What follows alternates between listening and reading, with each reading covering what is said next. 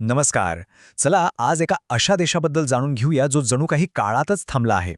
एक असा देश जिथे आजही जुन्या गाड्या रस्त्यांवर धावतात, जगप्रसिद्ध सिगार बनतात आणि ज्याची राजकीय ओळखही अगदी वेगळी आहे. तर मग सुरू करूया क्युबाची ही अनोखी सफर. क्युबाचं नाव घेतलं की डोळ्यासमोर काय येतं? रंगीबेरंगी इमारती, जुन्या गाड्या आणि समुद्राच्या किनाऱ्यावर नाचणारे गाणारे लोक. पण हे सगळं बघताना असं का वाटतं की हा देश जणू काही भूतकाळातच जगतोय? चला, यामागे काय कारणं आहेत ते आपण या विश्लेषणात शोधूया. क्युबाची खरी ओळख आहे तिथले रस्ते.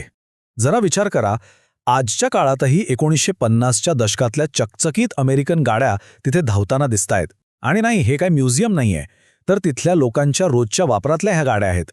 हे एकच चित्र आपल्याला सहज 60-70 वर्ष मागे घेऊन जातं. आणि मग येतात क्युबाचे सिगार, जे संपूर्ण जगात प्रसिद्ध आहेत. तंबाखूच्या शेतीपासून ते हाताने वळण्यापर्यंतची त्यांची जी परंपरा आहे ना, ती कित्येक पिढ्यांपासून चालत आलीये. ही सुद्धा त्यांच्या त्या जुन्या आणि प्रतिष्ठित ओळखीचा एक महत्त्वाचा भाग आहे. तर ह्या जुन्या गाड्या, सिगार आणि तिथलं सगळं वातावरण मिळून क्युबाला एका टाईम कॅप्सूलचं स्वरूप देतात. जणू काही इतिहासाचं एक पान जतन करून ठेवलंय. पण असं झालं तरी कसं? आता आपण क्युबाच्या भौगोलिक स्थानाकडे बघूया, कारण इथेच एक मोठा विरोधाभास लपला आहे. क्युबा अमेरिकेच्या अगदी जवळ असूनही दोन्ही देशांमध्ये जमीन आसमानाचा फरक आहे. आपण कल्पना करू शकतो का की क्युबा अमेरिकेपासून फक्त 150 किलोमीटर दूर आहे. समुद्रातलं हे अंतर इतकं कमी असूनही राजकीय आणि सांस्कृतिकदृष्ट्या दोन्ही देश पूर्णपणे भिन्न आहेत. त्याची राजधानी हवाना तर एका वेगळ्याच दुनियेचा अनुभव देते, जिथे इतिहास आणि वर्तमान एकत्र नांदताना दिसतात. या सगळ्या वेगळेपणाचं मूळ आहे एका मोठ्या ऐतिहासिक घटनेत. हो, ती म्हणजे 1959ची क्रांती. याच घटनेने क्युबाचा आधुनिक इतिहास घडवला आणि असं वाटतं की जणू तिथली घड्याळं तेव्हाच थांबली. तर झालं असं की क्युबा पूर्वी स्पेनची वसाहत होता, पण 1959मध्ये फिडेल कॅस्ट्रो यांच्या नेतृत्वाखाली एक क्रांती झाली आणि त्यानंतर क्युबा एक साम्यवादी म्हणजेच कम्युनिस्ट देश बनला.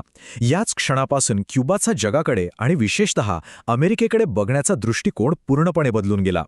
आता आपण वळूया आर्थिक कारणांकडे, कारण क्युबाचा हा टाईम कॅप्सूल टिकून राहण्यामागे तिथली अर्थव्यवस्था हे एक महत्त्वाचं कारण आहे.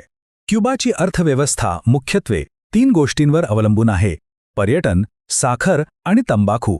म्हणजे देशाचा संपूर्ण आर्थिक डोलारा याच 3 स्तंभांवर उभा आहे, ज्यामुळे अर्थव्यवस्थेत फारसं वैविध्य नाही. पण या अर्थव्यवस्थेसमोर एक खूप मोठं आव्हान आहे. कधी विचार केलाय का की ते आव्हान काय असेल?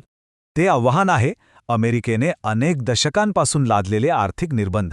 या निर्बंधांमुळे क्युबाला आंतरराष्ट्रीय व्यापारात खूप मोठ्या अडचणींना सामोरं जावं लागतं आणि देशाच्या विकासावर याचा प्रचंड परिणाम झाला आहे. त्यामुळेच तिथला विकास जणू थांबल्यासारखा वाटतो. पण इतक्या सगळ्या आर्थिक आणि राजकीय अडचणी असूनही क्युबाच्या लोकांमध्ये एक वेगळीच ऊर्जा आणि एक वेगळा जिवंतपणा आहे. चला तर या कॅप्सूलच्या आत दडलेल्या चैतन्याबद्दल बोलूया. क्युबाची खरी ओळख तिथल्या संस्कृतीत दडलेली आहे.